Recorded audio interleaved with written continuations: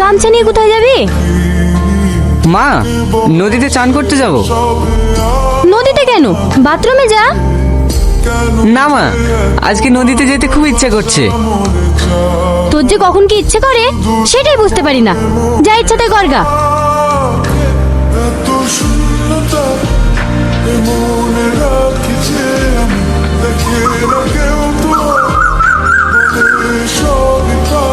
আহ, কি রে, কি হলো?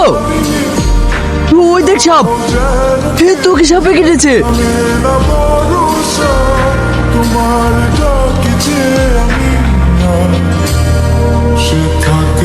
কি হলো ওর?